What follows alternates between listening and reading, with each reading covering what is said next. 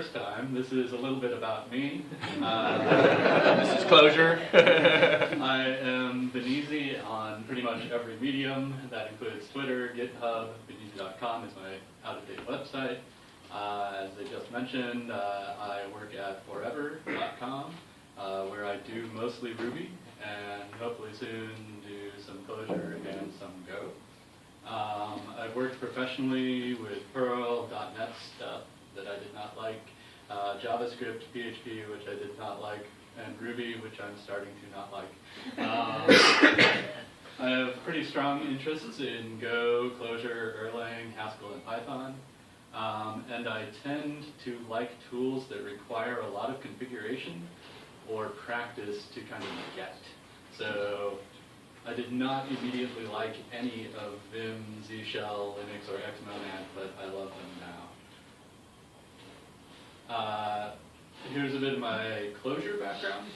I've been interested in it for, that's probably too small to read in the back, huh? I've been interested in Clojure, it doesn't really matter. I've been interested in Clojure for a couple of years now. I've never used it in anything production ready. As many programmers probably do, I hate all of the Clojure code that I write, but it's out there for you guys to look at. There's a good site for practicing Clojure problems. It's kind of like Project Euler, where it's a pretty well-defined program that you can do, but it's Clojure oriented.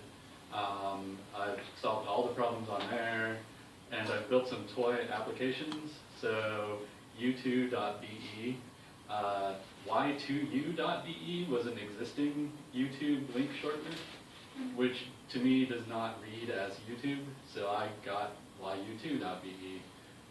It's really dumb, but the code is up on GitHub. It was the first kind of real Clojure web application I wrote. Also, these slides are written in Clojure. It's a Ring app that parses HAML with Ruby and then munges it into deck.js. So there's that. FP, or functional programming, and me. So I learned some Haskell. I learned me a Haskell at learnyouahaskell.com. It's a really good introduction to the language. I highly recommend it mainly because it's so influential on a lot of the other functional programming languages. I originally learned it to configure Xmonad, which is my window manager written in Haskell, but not my window manager that I wrote, the one that I use, and because my last name is Haskell. And my claim to fame in Haskell is that I once wrote meaningful monadic code that I understood. With Erlang, I again did the learn you some Erlang route. Again, it's a very clever site, and it kind of walks you through the basics of the language. I built some minimal apps and hacked a bit on React. And other languages, Scala and F#. I've gone through tutorials or a bit more, but that's my functional programming background. So what is functional programming? No one really agrees. Often the kind of most minimal definition is that you're treating functions as first-class objects. You have functions in your programming language as values that you can pass to things and create. And in general, functions that take or return functions are called higher order functions. The simplest definition that I'm going to kind of run with and shows my bias is that the focus is on functions, not classes or objects. Here are some kind of overall reasons to use functional programming. Or some of the benefits of functional programming. So one of the big ones is referential transparency, and I'll talk more about each of these. I just wanted to touch on them first. With referential transparency, what you see is what you get, so it makes code easier to understand. Functional purity adds to referential transparency and can give you some more useful properties of your programs. A lot of people think that functional programming leads to more elegant code. And one reason this is somewhat objectively true is that functional code tends to be shorter and therefore easier to understand and therefore more elegant. An arguable benefit of functional programming is that it is not object-oriented. So modeling is hard to do, and sometimes it can get in the way of something that is a more natural fit for functional programming. And finally, functional programming deals a lot with actions over lists of things. And I'll get to that. So most of my examples are from Ruby. That's what I'm most comfortable with. So referential transparency is where calling the same function with the same arguments will always produce the same results. So here in this Ruby code that is referentially opaque, so not transparent, there's a global counter, and there's some function that when you call it, increments that counter and returns it. The referentially transparent version of this counter wants the counter as the value to come into the function. So if you call next value of a given counter, you know that you're going to get the next value. You know what that next value will be based on what you pass to the function. So referential transparency makes code easier to reason about because you only need to know the inputs to the function to understand the output that that function generates. And more importantly, it prevents action at a distance. So the code you're looking at now isn't relying on hidden states in some other part of your program to perform the actions that it's doing right there. So when you add to referential transparency no side effects, and usually they say no observable side effects, you get pure functions. So an impure function here is this print table function that takes a table, and for each of its rows, it prints that row. A pure function version of this would be to get the printable rows from the table. So that's a pure function that doesn't have side effects, it doesn't print output to the world. And then you later, in some output phase, print that to the world, or manipulate it in some other way. Functional purity allows some optimizations. So if you have only pure functions, you can optimize them very aggressively. So if you know, you can memoize pretty much anything. And memoization is caching the results of the function based on its inputs. It makes testing and simulation easier because you don't have to worry about affecting your environment. And it's very arguable, especially with this color scheme, but functional programming can lead to really elegant code. And again, this isn't 100% subjective, because functional code tends to have less boilerplate. So a lot of the features that functional languages tend to have can lead to less code on the page. So just as an example, here is a quicksort algorithm in Haskell, which is basically 5 lines of code as an arguably elegant piece of code. This one is very subjective, and but a lot of people that come to a functional programming language don't want to be in an object-oriented language. So the basic difference here is that the primary unit of design in an object-oriented programming language tends to be class hierarchies, and so you're concerned with what things are and how those relate to each other, whereas the primary unit of functional programming tends to be the function, which a lot of times seems somehow more pure and more related to what the program actually does, rather than kind of putting scaffolding over these models of the world. Another benefit of functional programming is that it tends to deal a lot with actions over lists or manipulating lists to get results. And this is a famous quote by Alan Perlis saying it's better to have 100 functions operate on one data structure, the list, than 10 functions on 10 data structures. So if you have different specializations of lists, you have to make implementations of those 10 functions 10 different times.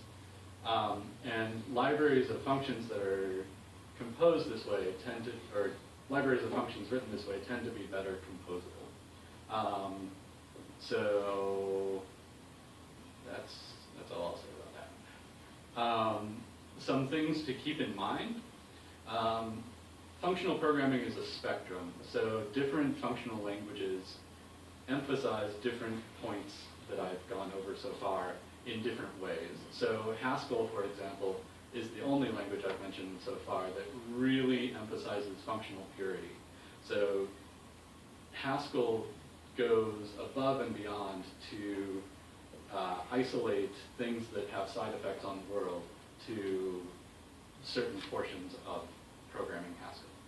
Whereas Scala, I guess not whereas, Scala, on the other hand, is a functional programming language that also embraces principles of object-oriented programming. So it's definitely not an either-or scenario. And further, you don't really have to use a functional programming language in order to do things in an FP way. So Python is considered by a lot of people to be a functional programming language. And the number one argument is usually that Python has these list comprehensions, which are these very functional ways of thinking about lists. Ruby has an enumerable library, which again is a library of functions over lists. And JavaScript, there's a book called Functional JavaScript, which I highly recommend, that shows you some ways to do functional things if you have to use JavaScript, or want to use JavaScript. And in addition to it being a spectrum, many of these functional programming features kind of play off of each other. So I guess I haven't mentioned immutability yet, but immutability is something that you tend to have in functional programming languages, and it tends to encourage referential transparency. So some of the things that I've mentioned so far kind of fall out of the system and aren't really goals of their own. So Clojure, in bullet points, has a very heavy emphasis on immutability. It has some really great built-in concurrency constructs, which I realized later that I don't even mention later on, but if you're interested in doing concurrent programming, it has some really good built-in support for that. Clojure is a modern Lisp. That's how it's generally described. A key feature of Lisps in general are that they are homoiconic, which means that code is data. So the data structures that you use to represent data are the same data structures you use to represent code.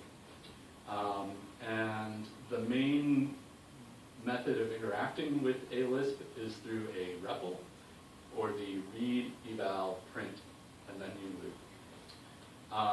Clojure is a Lisp on the JVM, the Java Virtual Machine, or on Node.js and in a browser, or in a browser. And that's Clojure script. They're similar but not identical languages, and they're moving toward being more similar. In both cases, it's very easy to consume libraries. So in Clojure, it's very easy to consume Java libraries. And the languages really embrace the host platform. So in Clojure script, it's very easy to consume Node libraries. So immutability, I've mentioned that a couple times. So mutability causes bugs and action at a distance. So here's an example in Ruby where you have some data that has a vital data key, and you have some evil function that takes this data as a parameter, and behind your back it goes and deletes your vital data so that your data is now not what you expect. So that's an example of something that can happen because you have a handle to this mutable thing that other things can also change behind your back. It's rarely intentional that this happens. It's just something that immutability prevents. And one of the key arguments whenever anybody brings up immutability is that, well, isn't that inefficient? And Clojure has a set of very elegant data structures for immutable data. So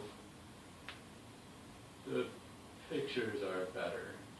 I should also mention, though, before explaining how it works, that it doesn't extend to Java objects in general. So when you're doing things with Java objects, you can run into problems with mutability. That turned out too small. Here is an example of the core data structure that Clojure uses for virtually all of its collection types. It's a bitmap array mapped trie, or tree. I don't quite know how to pronounce that. And down here, so here's your initial object that has a bunch of keys and values. And here's an example of the structural sharing that happens when you add something to it. So you see that all of the original values that were first around are still here, but to create a new version of the hash map, it just changes the portions of the structure that it needs to change. So I haven't done that nearly enough justice. There's a really good blog post that walks through it, walks through the Clojure code and the Java code behind it. I recommend that. Were I actually online, you would see a nice REPL here. The rest of the talk is an introduction to Clojure coding. There's a fun online Clojure script REPL where you can type things in Clojure and get responses back. It's there if you want to go there. So, getting down to basics. Comments in Clojure. There are several different kinds of comments. So there are semicolons introduce line-based comments. So everything after the semicolon is just ignored by the reader. There are function-like comments. So that's where you actually call comment on an elided set of stuff here. There's a reader macro that completely elides a form in code, and the standard shebang shell line is completely ignored. Some basic data types in Clojure. You have nil, you have true and false, which are familiar, should be familiar. Only nil and false act as false-like objects for conditionals. That's important to know. Empty sequences, if anybody knows other lists, are not nil-punned. Clojure has a bunch of built-in numeric types, and under the hood, they're just the actual Java class behind it. So it has longs, doubles. Ratios are not built into Java, but they are built into a lot of Lisps. It also has a big integer class for variable precision, and a big decimal class, which is very see floating point. Or maybe unlimited. Strings, again, it really embraces the host language, so strings are Java strings. Clojure also lets you treat them as sequences of characters, and some of those characters have special names, just special constants for them, but they're just Java characters underneath. A very commonly used function is stir, or to stringify and join things. Regular expressions are built into the language. You open them with a pound quote, and again, they're just Java regular expressions underneath of it. The pound quoting just lets you escape fewer things. So if you've used regular expressions before, it's kind of annoying if you have to double the backslashes. There are some built-in functions for dealing with regular expressions. So here we're taking all of the word matches of a single word character out of this string. You get a sequence back. You can find that match, and if you don't find anything, you get no. There are some kind of symbolic types in Clojure.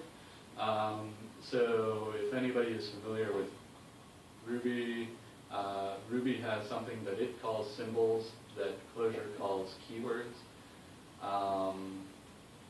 And they are a lot like strings, but they have better, faster equality semantics. So you're usually going to use them as the argument to, or the keys in a map. And symbols generally refer to variables, which I'll get to in a bit. There are a couple of list-like structures. So the basic unit of code is a list, which is opened with a regular parenthesis. You can create a list of its arguments by passing them to the list function. You can also get the same effect by quoting a list. So because lists are the basic unit of code, you need to tell Clojure that you don't want it to be evaluated as code if you're creating just a list. Vectors, on the other hand, are like an array in that they have very efficient, so lists are like linked lists in that they are efficient to put something onto the front, but to get to a certain point in the list is order n. Vectors, on the other hand, have fast random access, and so they're generally what you'll use if you have an array of stuff. Here are a few ways to create vectors. There is literal syntax for vectors. There's also a function that takes a sequence. So here we're creating a list and just turning it into a vector. And you can pass as many arguments as you want to the vector function to get a vector. Pretty interestingly, you can treat a vector as a function that takes one or two arguments. The first argument is the index. It's kind of as though a vector acts as a function that looks the next argument up in itself. So the 0th element of this vector is 5. The Clojure has some indexed sequences. So maps are a series of key value pairs. There are a few built-in types. The concrete type that you'll get from the literal syntax depends on how many things are in it. It'll be either a hash map or an array map. But either way, they act pretty much as hashes in most languages. So you can look a key up and get the associated value. If you try to look something up that is not in the map, you get nil. Clojure also has a set, literal set notation, and it's basically a hash, except there's no value associated. You just get the element back.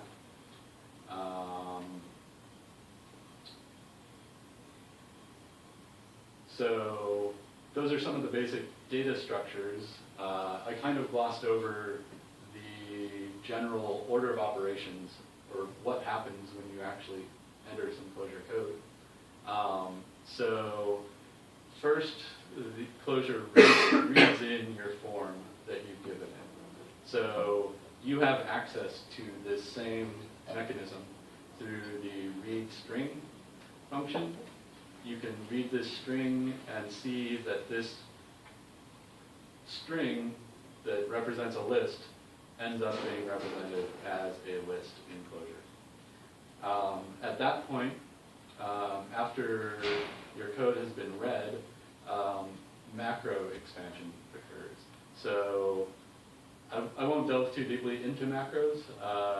They're very powerful, and one of the reasons they are powerful is because Clojure code is represented as Clojure data.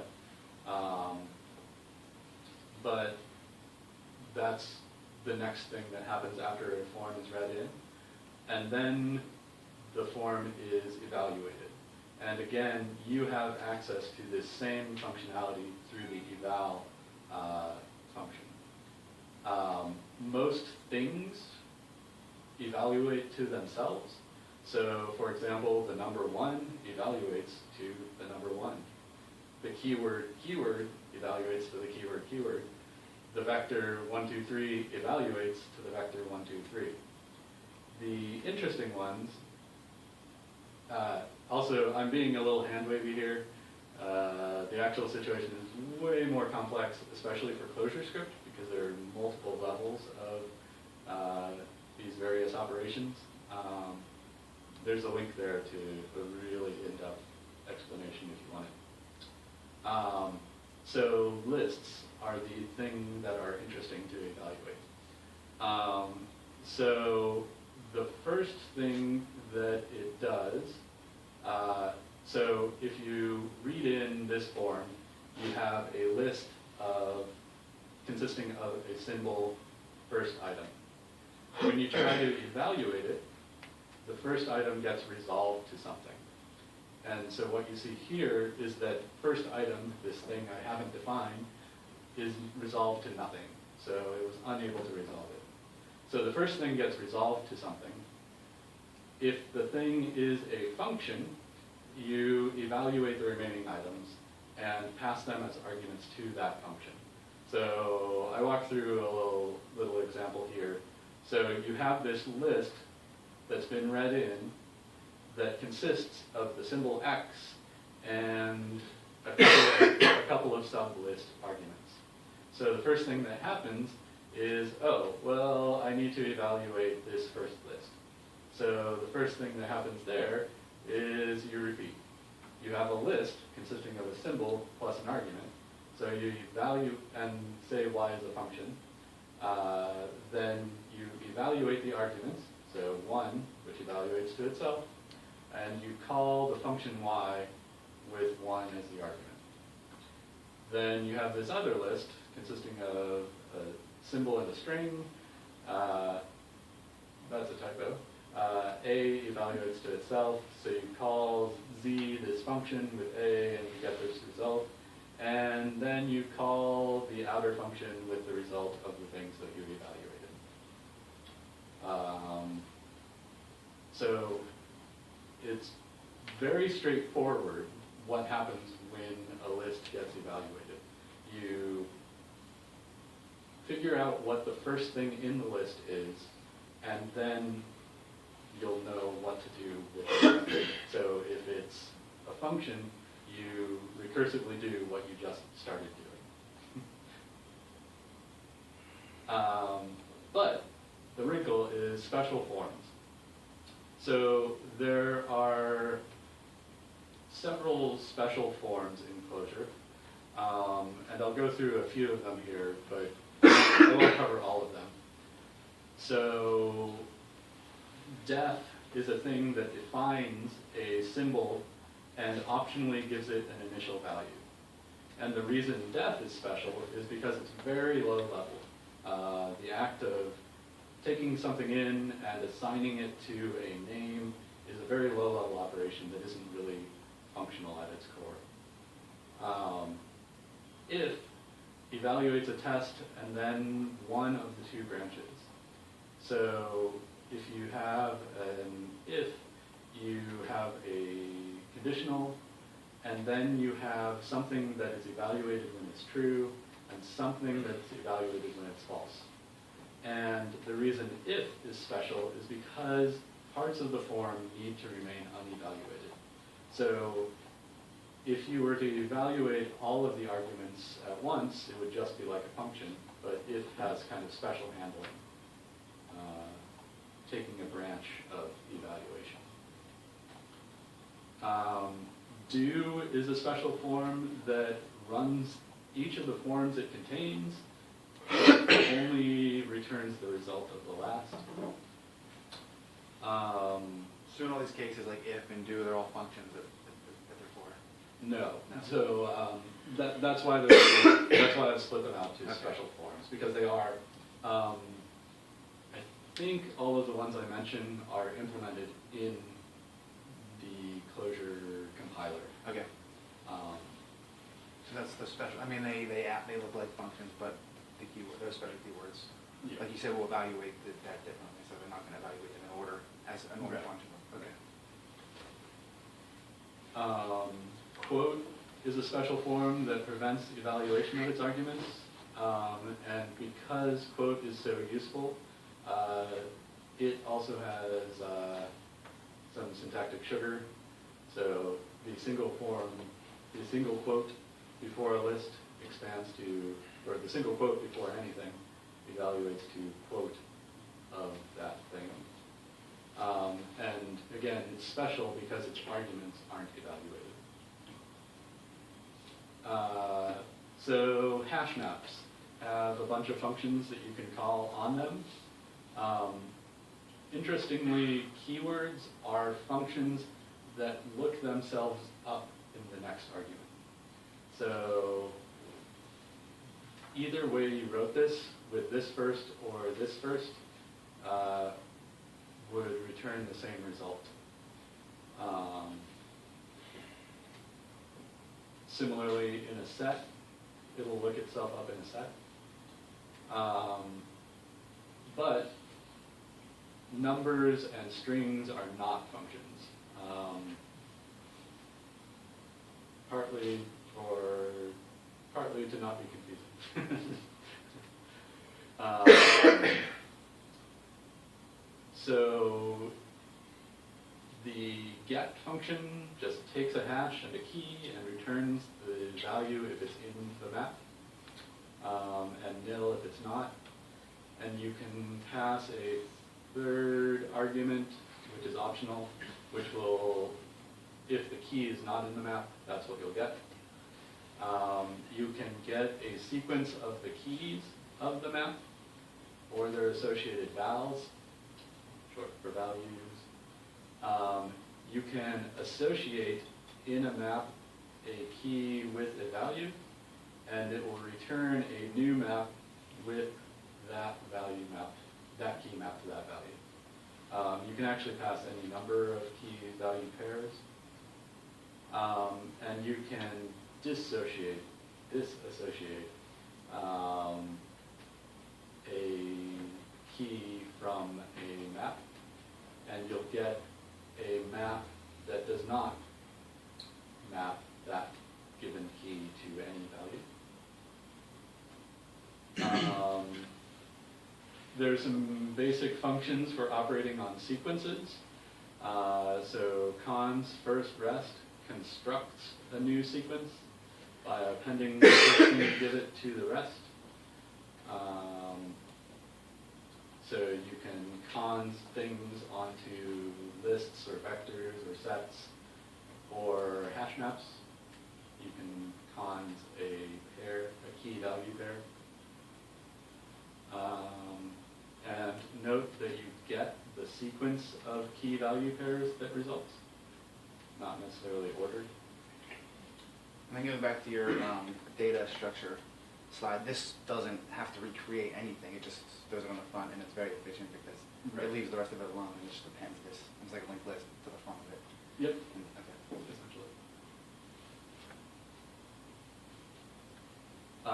You can conjoin things onto sequences, and conjoin does so efficiently. So this is kind of a first stumbling block for learning Clojure. Conj, the position in which the thing gets conjoined, differs depending on what type of thing you've passed it. So a linked list efficiently joins onto the front, so that's where it joins it. A vector efficiently tacks things onto its end, so that's where it ends up.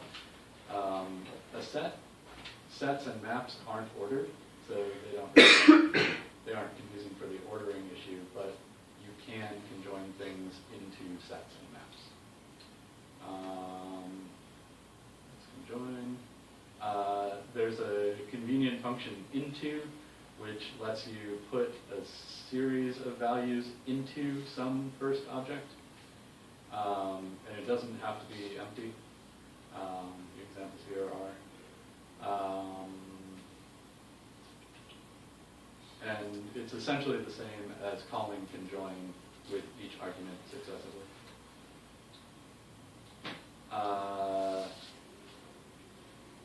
Another thing that makes Clojure very powerful, but is kind of confusing to start. So there aren't local variables per se. The way you talk about it is that you evaluate a body of forms, or a single form, with local bindings. So here, for example, so the general form of a let is a vector of forms followed by a body in which those bindings specified by those forms are present. So there are a lot of different binding forms you can do. The simplest is a name, so a symbol, and the value that will be bound to in the body of this form. So here we have let with the form A and its value, which gets evaluated. So adding 1, 2, and 3 comes up with 6. And so in the body, in this case, just the symbol A evaluates to 6. So that let form evaluates to 6. There is a vector form for binding, which binds the given symbols in those positions to the nth thing in the value. So if you have A and B in a vector, and you give it the list X and Y, A will be X and B will be Y.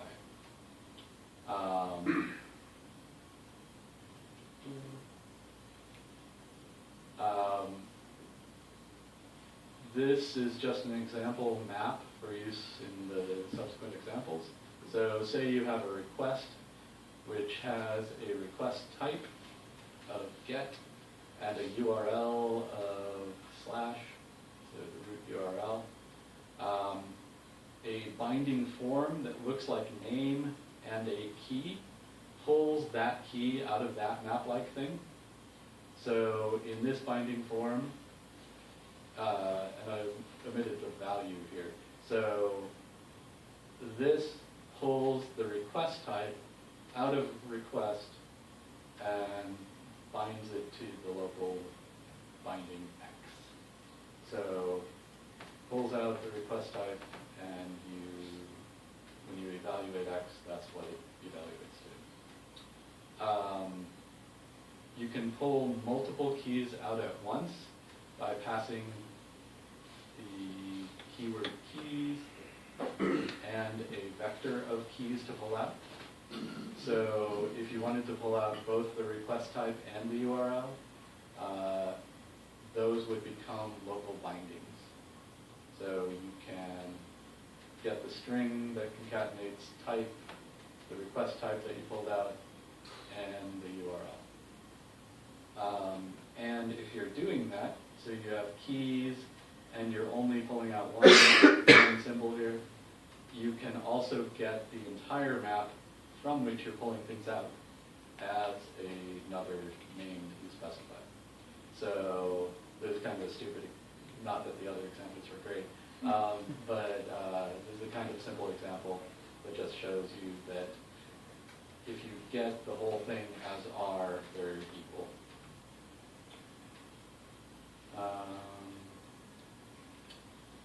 An interesting aspect of Clojure is that you can generate lazy sequences.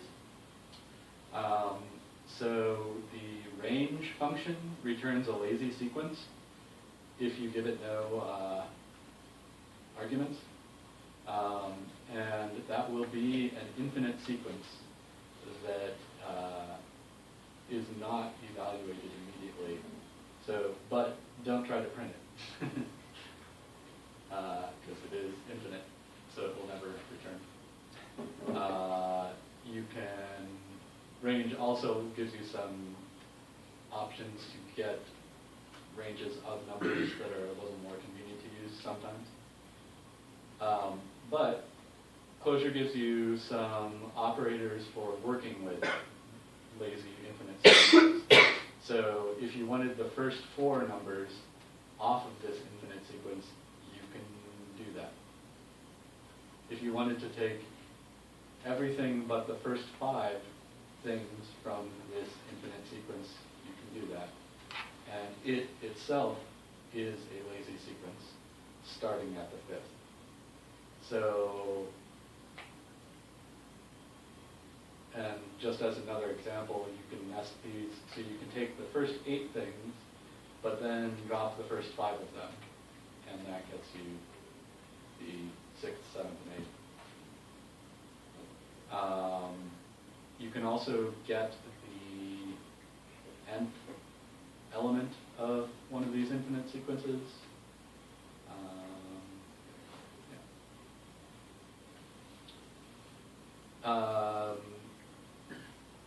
Here are some really basic building blocks for functional programming.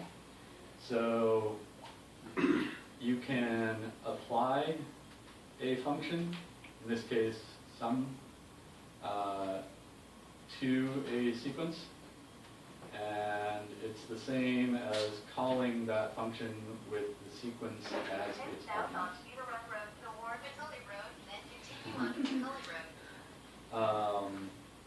You can also map a function over a collection, and it's equivalent to calling that function on the, you get a sequence of calling that function on the first thing in the collection, then the second thing in the collection, and so on. Map is also lazy, so you can call map on an infinite sequence, and you will get a lazy infinite sequence in return. Things aren't evaluated until they're needed. The identity function is just here as an example to show that regardless of the concrete type of the thing you're passing into map, you get a sequence in return, which is like a list, but not quite. Here are just a couple more examples of mapping. So here, it's like calling string on the first thing, string on the second thing, and string on the third thing. So you just get a sequence of the stringified versions. If you have multiple collections, in addition to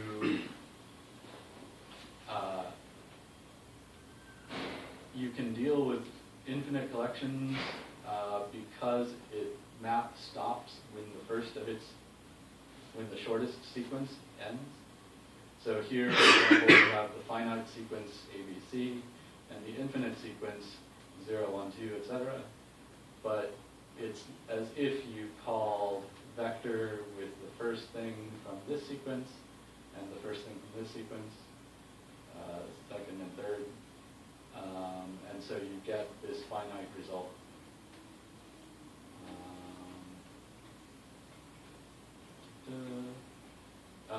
Reduce is Clojure's word for folding over a list. So you pass it a function, an optional initial value, and a sequence.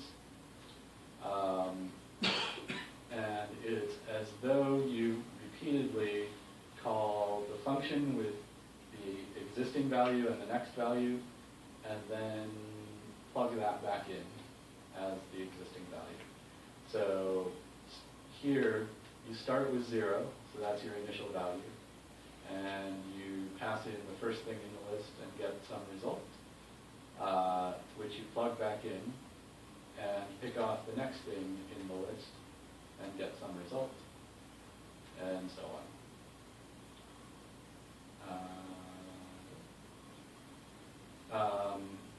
Clojure has built-ins for function composition.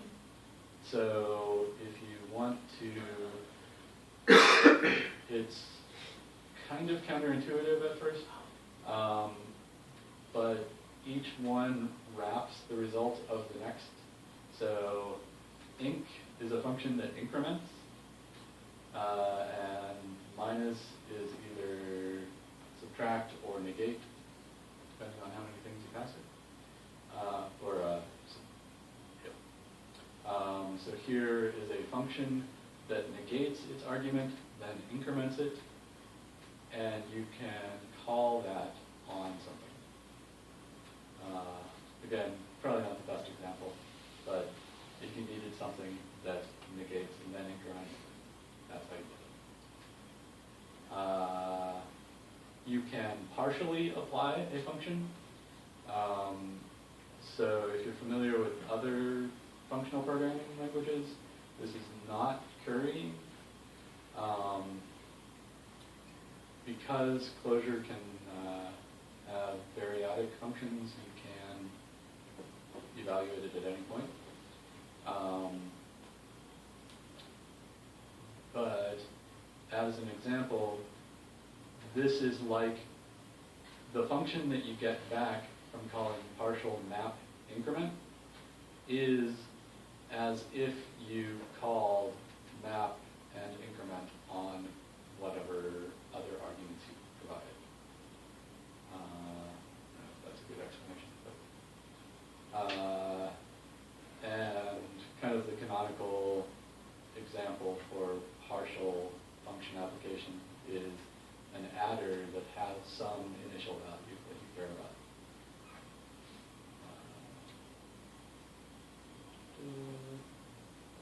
Almost done. So the nested parentheses when you're dealing with Clojure can be a little overwhelming. So there are some built-in macros for making things seem more imperative or sequential. So this is like taking one, passing it as the first argument to increment, passing the result of that as the first argument to times 2, and then taking the result of that and passing it to divide by 7. So it's a little easier to understand what's going on in this form than having to kind of unnest the parentheses. And there's a similar macro for doing the same thing, except the result is tacked on to the end of subsequent things. So this form is roughly equivalent to this.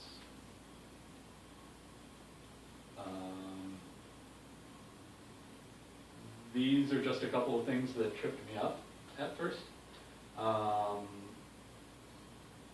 One thing that's kind of important is to not think in terms of infix, think of function application. So it's kind of weird at first to see plus applied to more than two things, but it's kind of, think of it as applying some rather than adding. And particularly with the comparison functions, it's really kind of weird to see code like this at first. But if you think of it as applying the in order operator, or function, it's a little easier to grasp.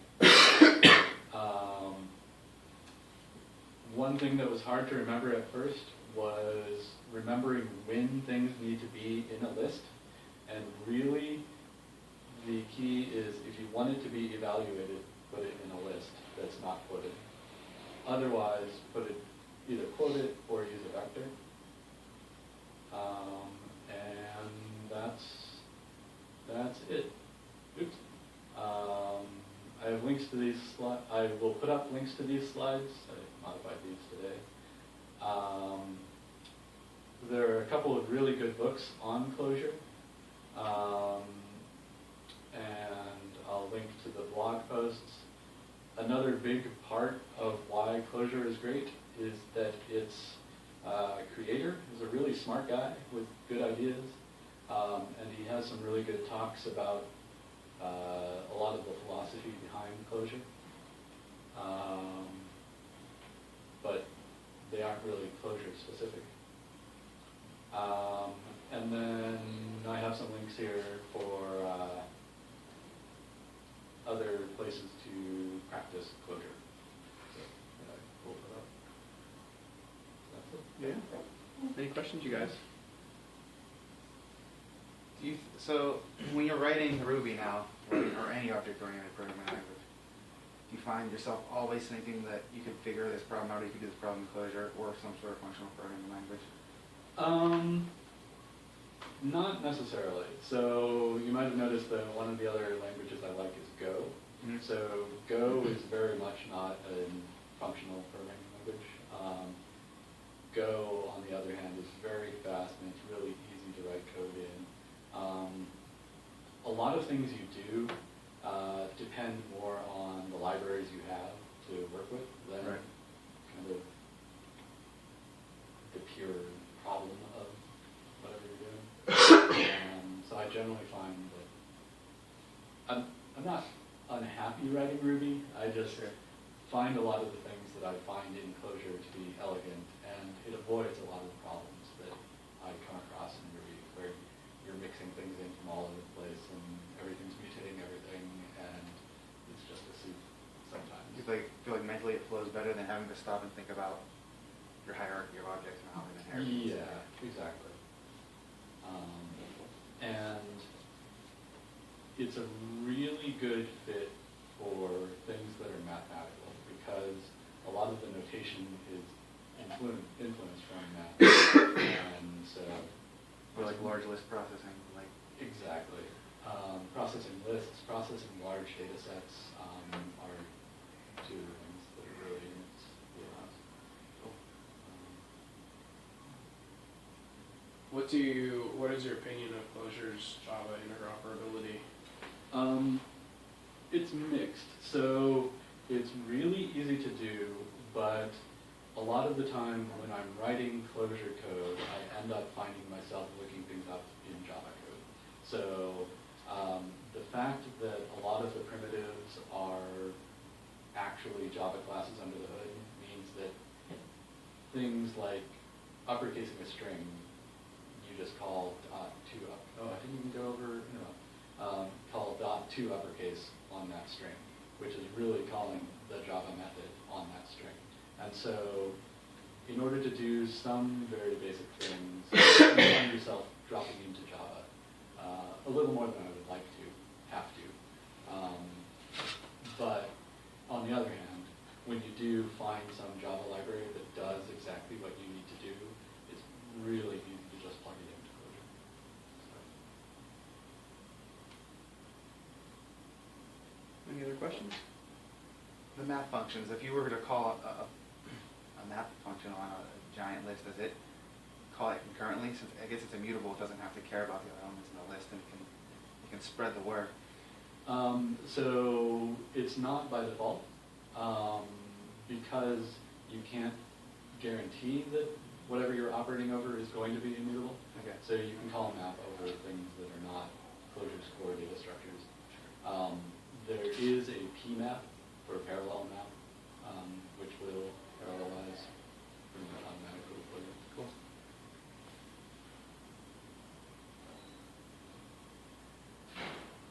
Would you say Haskell is more friendly to a beginner functional programming? No. No? Harder than more? Haskell is pretty mind-bending. So what I was saying, I think I mentioned it, that Haskell goes out of its way to make sure that you don't have side effects in anything. So you may have noticed me printing things in Clojure code. That's not the way you do it in Haskell. You kind of lift it into the IO, and then you can do your IO. There's something like that. So even very basic code in Haskell is kind of hard to do for certain things. It is a really good introduction if you're just interested in kind of the pure functional programming stuff, to get a good handle on doing things against a list and kind of how you structure code when you're doing things against lists. But Do you find that knowing this now changes the way you write object-oriented programming? Like object-oriented code for Ruby? yeah, definitely. My interests in functional programming languages definitely make me question whenever I use mutability, mutable state. So that's Feel really dirty nice. all of a sudden? Yeah, it's like, ooh, yeah, why did I do that? But, All right. Thanks, Ben. We appreciate it.